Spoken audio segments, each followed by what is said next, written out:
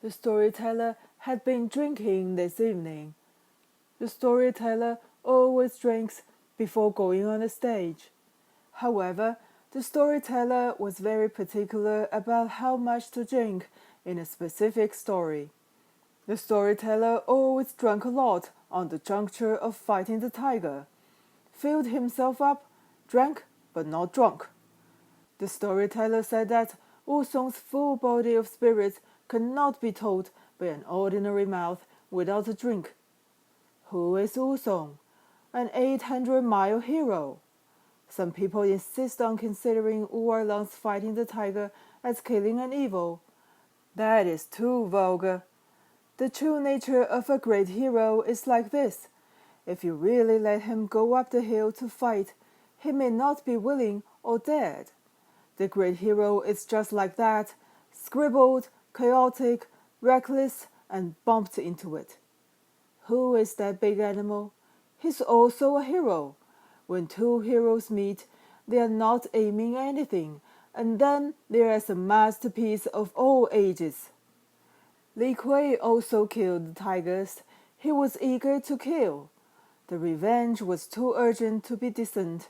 After Wusong killed the tiger, he also killed people.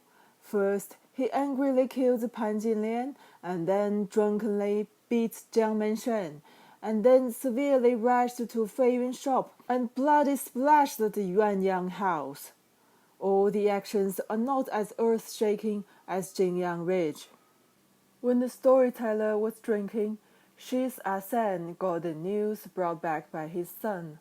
As soon as he heard Snotty Rash's words, he gave his son a slap.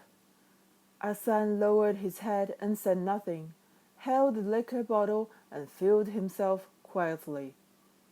Asan knew about his wife sleeping with the captain, but as long as no one mentioned it, he could pretend knowing nothing. This was not shameful. Now others just don't like him pretend and don't leave him any room. You tell me, what kind of society is this?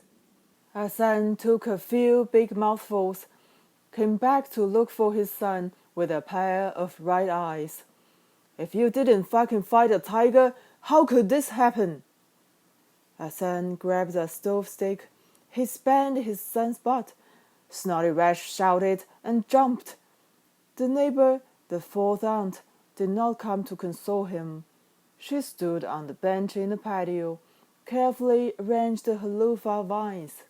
The fourth aunt said slowly, Asan, how come you blame your son for this kind of thing? How do you beat your own son for this thing? The fourth aunt's words sounded reasonable, and there was a strong genuine in the tone. Asan arched his body and stayed quiet for a long time before he heard it between the lines. Asan drank the liquor bottle empty and walked straight to the captain's house with all his pride. Asan stood outside the captain's courtyard and shouted, Why? Why? Captain, why did you? The captain came out of the yard with a matchstick in his mouth. The captain looked unhappy. The captain said, Asan, we'll listen to the story tonight. It's fighting the tiger tonight. Why are you messing around? The captain stood on the stone steps and was akimbo with a hand.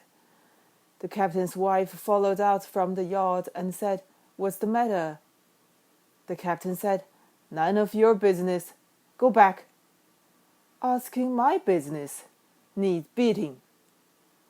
The captain said to Asan, Asan, go back.